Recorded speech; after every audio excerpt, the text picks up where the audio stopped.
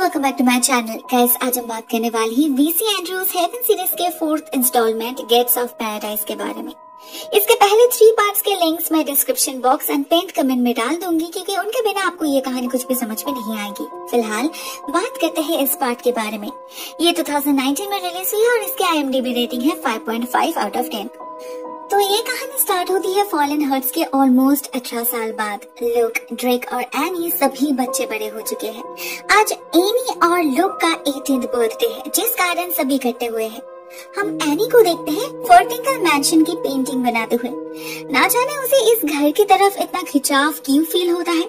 हाँ, हो सकता है वो लोग जब बचपन में वहाँ जाते थे उन्हें फेयरी टेल वाला फीलिंग्स आता था इसलिए, या फिर उसके बर्थ हिस्ट्री वहाँ पर छुपी है इसलिए, जिससे वो अभी तक अनजान है और हेवन उसे कभी बताना भी नहीं चाहती। इसीलिए तो उसने फोर्टिंकल से सारा रिश्ता तोड़ दिया। ड्रेक अभी भी कभी कभी जाता है उस घर में टोनी से मिलने, मगर हेवन अपने बेटी को कभी वहाँ जाने देना नहीं चाहती। एनी को पता है इसके पीछे जरूर कोई राज है, मगर हेवन उसे बताती नहीं। एनी को पता है लुक उसका स्टेप ब्रदर है। उसके पिता ने उसके मौसी के साथ उसके माँ पर चीट किया था। अब इससे स्कैंडलस सीक्रेट और क्या हो सकता है। एनी बहुत अपसेट हो जाती है और लुक उसका मूड ठीक करने के लिए ले जाता है बाहर। ये दोनों बेस्ट ऑफ फ्रेंड्स हैं, बचपन से एक साथ पले बड़े हैं, तो उनके बीच का रिश्ता भी दोस्ती से कुछ ज्यादा ही है। उन्हें पता है इसे प्यार कहते हैं, मगर वो लोग भाई बहन हैं तो इसे एक्सेप्ट नहीं करते। लुक कहता है उसे अपने ड्रीम कॉलेज में एडमिशन मिला है जो बॉस्टन में है। एनी उसे कॉन्ग्रेचुलेट तो करती है, मगर अंदर ही अंदर उसे अकेलापन फील होने लगता है। लुक के बिना वो क्या करेगी। कुछ दिन बाद फैनी के बर्थडे पार्टी में वो सभी फिर से इकट्ठा होते हैं। हम फैनी को देखते हैं जो बिल्कुल नहीं बदली। आज 40 साल की हो चुकी है वो, फिर भी बहुत ही बेशर्मी से यंग लड़कों के साथ चिपक रही थी। लुक को तो देख के एम्बैरेसमेंट फील हो रहा था। इस सब से दूर जाने के लिए ही उसने बॉस्टन कॉलेज में एडमिशन लिया है। दुख सिर्फ इसी बात का है कि उसे एनी से दूर जाना पड़ रहा है। पार्टी में हेवन और लोगन भी आए थे। फैनी उसके सामने ही लोगन को किस करती है और उससे भी चिपकने लगती है। लोगन नशे में था तो वो कुछ ज्यादा रिएक्ट नहीं करता, मगर इस सब के चक्कर में हेवन नाराज हो जाती है और घर जाने की जिद करती है। मजबूरन लोगन को भी जाना पड़ता है। बीच रास्ते में वो दोनों झगड़ने लगते हैं एंड एज द रिजल्ट गाड़ी का एक्सीडेंट हो जाता है। नेक्स्ट दिन में हम पहुंच जाते हैं कुछ हफ्ते बाद। मिलते हैं एनी से हॉस्पिटल में। पता चलता है वो एक्सीडेंट इतना भयानक हुआ था कि उसमें हेवन और लोगन दोनों की ही स्पॉट डेथ हो चुकी है। एनी इतने दिनों से कोमा में थी। बहुत मुश्किल से उसका सेंस लौटा है, मगर उसके लेग्स डैमेज्ड हो चुके हैं। पता नहीं कब वो फिर से चल पाएगी। हॉस्पिटल में उससे मिलने आते हैं ड्रेक और उसके ग्रेट ग्रैंडफादर मिस्टर टोनी टैटरटन। भले ही एनी उससे पहली बार मिल रही है, उन्हें कभी नहीं देखा इससे पहले, मगर टोनी ही उसके ट्रीटमेंट का सारा खर्च कैरी कर रहे हैं। इनफैक्ट उसने तो उसके लिए एक प्राइवेट नर्स मिस ब्रॉडफील्ड को भी हायर किया है। इस टोनी के बारे में एनी को बहुत क्यूरियोसिटी थी कि उसकी माँ उनसे दूर भागती रही। टोनी से बात करके उसे इसका कोई डायरेक्ट आंसर तो नहीं मिलता, मगर उसे ये इंसान उतना बुरा भी नहीं लगता। एक दिन टोनी उसे फोर्टिंकल में ले जाने की बात करते हैं। ड्रेक भी उनके बिजनेस में ज्वाइन किया है recently as a regional manager, मतलब वो भी वहीं पर रुकने वाला है। साथ में लुक भी उसी शहर में जाने वाला है कुछ दिनों बाद, तो एनी राजी हो जाती है। वैसे भी उसके पेरेंट्स की डेड बॉडीज भी फोर्टिंकल सेमेटरी में ही दफन है, तो उसे तो वहाँ जाना ही है। नेक्स्ट डे ही एनी को हॉस्पिटल से डिस्चार्ज कर दिया जाता है। एनी बहुत एक्साइटेड थी फाइनली फोर्टिंकल में जाने के लिए, लेकिन ये लोग उसे लुक को इन्फॉर्म करने नहीं देते। टोनी उसे हेवन का एक ड्रेस गिफ्ट करते हैं जिसे पहनकर एनी निकल पड़ती है। गाड़ी में उसे सिडेटिव से इंजेक्ट किया जाता है क्योंकि उसे रेस्ट चाहिए था। एट लास्ट जब वो पहुंचती है, हम देखते हैं फोर्टिंकल का हाल बेहाल हो चुका है। वो पहली वाली रौनक नहीं रही। कई हिस्सा टूट चुका है और घर के अंदर भी चारों तरफ धूल जमा हो चुका है। एनी की नजर पड़ती है ट्रॉय के फोटो पर, जिस पे टोनी कहता है कुछ दिनों पहले ही उसकी मौत हुई है। एनी को हेवन का रूम दिया गया था। उसकी पर्सनल मेड मिली और मिस ब्रॉडफील्ड मिलकर रूम को तैयार करती है और एनी को इमीडिएटली सुला दिया जाता है। अजीब बात है, यहाँ भी कोई फोन नहीं था। एनी जब टोनी से पूछती है तो वो कहते हैं डॉक्टर ने मना किया है। अब टोनी उसके लिए इतना कुछ कर रहे हैं तो उनकी बातें भी तो एनी को माननी ही पड़ेगी। मगर ये नर्स कुछ ठीक नहीं लग रही थी। कुछ ज्यादा ही खड़ूस है वो। पहले दिन से ही वो एनी से बहुत रूडली बिहेव कर रही थी। बात बात पे उसे सेडेटिव्स देकर सुला देती है। उसे स्क्रब तो ऐसे करती है जैसे उसकी खाल ही उखाड़ लेगी। एक रात अचानक एनी की नींद टूट जाती है। वो जब खिड़की से बाहर झांकती है तो उसे अपनी माँ के ग्रेव के पास एक साया नजर आता है जो अचानक गायब भी हो जाता है। नेक्स्ट डे एनी मिली से इस बारे में जिक्र करती है। साथ में इस घर का कुक राय भी था जो यहाँ पिछले 40 साल से काम कर रहा है, मगर इनमें से किसी ने भी कभी कोई साये को नहीं देखा। एनी को इनसे बात करना अच्छा लगता है। वो मिले से लुक को चिट्ठी भी भेजती है, मगर मिस ब्रॉडफील्ड को ये सब पसंद नहीं। वो एनी को मैक्सिमम टाइम बेहोश करके रखना ही पसंद करती है।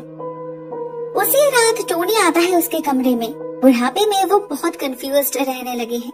वो एनी को बार बार हेवन बुला रहे थे और ट्रॉय के बारे में बात करते वक्त बेवजह एक्साइटेड भी हो रहे थे। एनी समझ पाती है वो कुछ छुपाने की कोशिश कर रहे हैं, मगर क्या? ऊपर से हर रात उसे वो साया भी नजर आने लगा था। तो नेक्स्ट सुबह एनी चोरी छुपे राय को एक नोट लिखती है। उसे मिलने के लिए बुलाती है, टोनी के बारे में जानकारी निकालने के लिए। मगर ये नर्स उससे भी ज्यादा चालाक निकली। उसे ये नोट मिल गया और उसने मिली को जॉब से निकाल दिया। एनी समझ नहीं पाती इन्हें आगे प्रॉब्लम क्या है।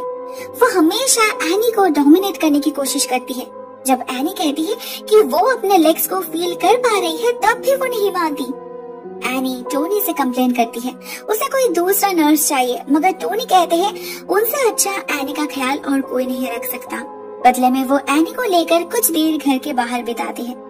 हेवन और उनके बीच के दूरी के बारे में कुछ आधा अधूरा सच बताते हैं और साथ में बार बार इस बात पे जोर देते हैं कि वो हेवन को कितना मिस करते हैं।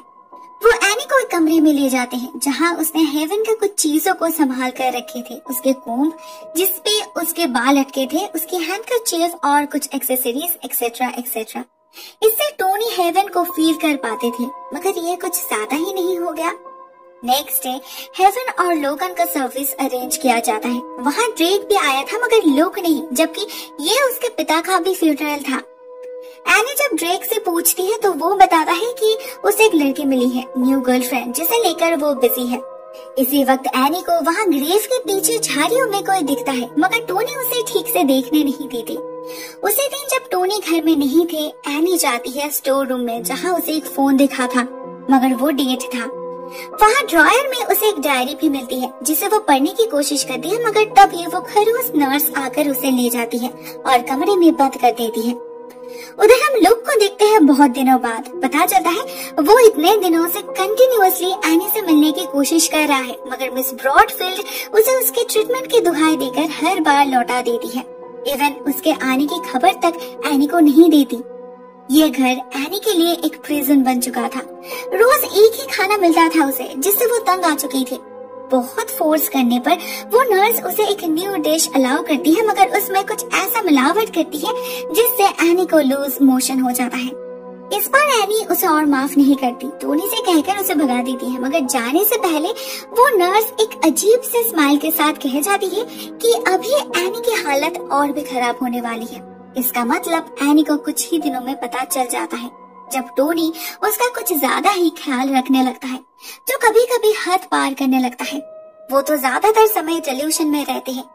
एनी उससे रिपीटेडली रिक्वेस्ट करती है उसे एक फोन दिलाने के लिए, मगर वो राजी नहीं होती, चिल्लाने लगते हैं उस पर। ऑनेस्टली एनी को डर लगने लगता है।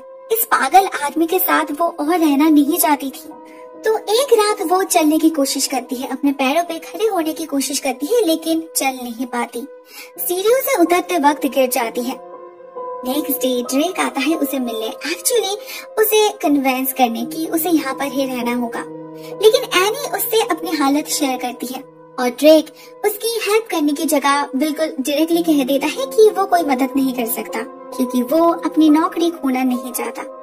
एनी को समझने में देर नहीं लगती कि यह सारा खेल टोनी का है। उसने ही ड्रेक को खरीद लिया है। साथ में हम व्यूअर्स भी जानते हैं कि उन्हीं के ऑर्डर से लुक को एनी से दूर रखा जा रहा है, मगर एनी को तो बचना है किसी भी हाल में।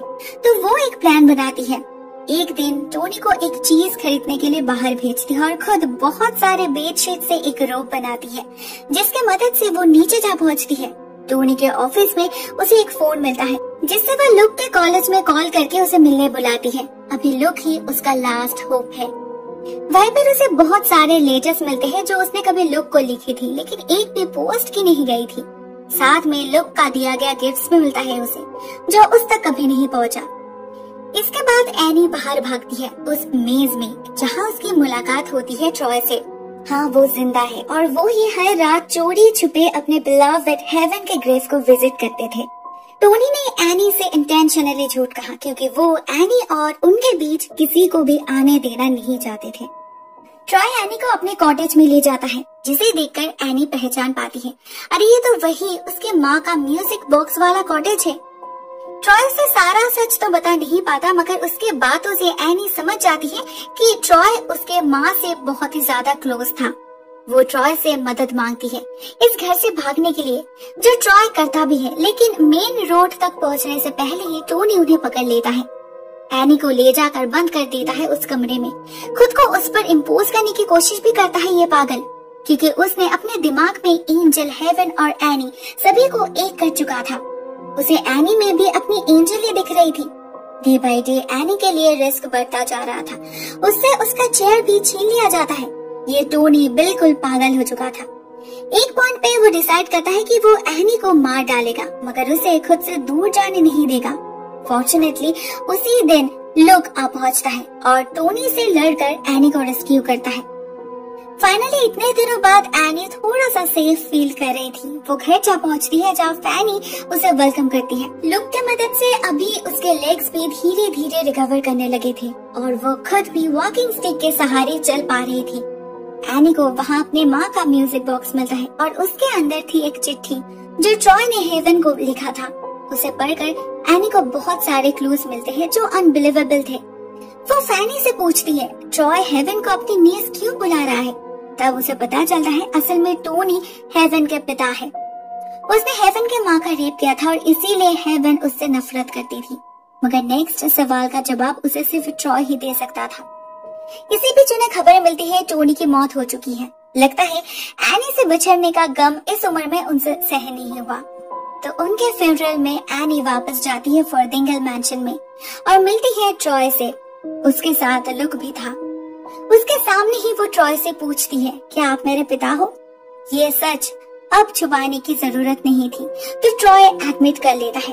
एनी कंफर्म हो जाती है कि वो लोगन के ब्लड लाइन से नहीं बल्कि टैटरटन फैमिली से बिलोंग करती है। इससे एनी को सिर्फ अपना बायोलॉजिकल फादर ही नहीं मिलता, उसे लुक को प्यार करने का परमिशन भी मिल जाता है। लोगन एनी के पिता नहीं है, इसका मतलब उनके बीच डायरेक्ट कोई रिश्ता भी नहीं। They can be a couple. Look भी फाइनली अपने ट्रू फीलिंग्स को एक्सेप्ट कर लेता है एंड शुरुआत होती है एक नई लव स्टोरी की। The end. दोस्तों, इसका एक और ही पार्ट बचा है, वेब ऑफ ड्रीम्स। उस पार्ट में हमें इस सीरीज की ओरिजिन पता चलेगी, एंजल और उसके लाइफ के कॉम्प्लिकेशन के बारे में बहुत सारे राज खुलेंगे, कुछ सवालों के जवाब मिलेंगे हमें। So don't miss that out. आज के लिए बस इतना ही दोस्तों। Thank you so much for watching this video. बहुत जल्द मिलते हैं इसके फाइनल पार्ट के साथ। तब तक के लिए टेक केयर।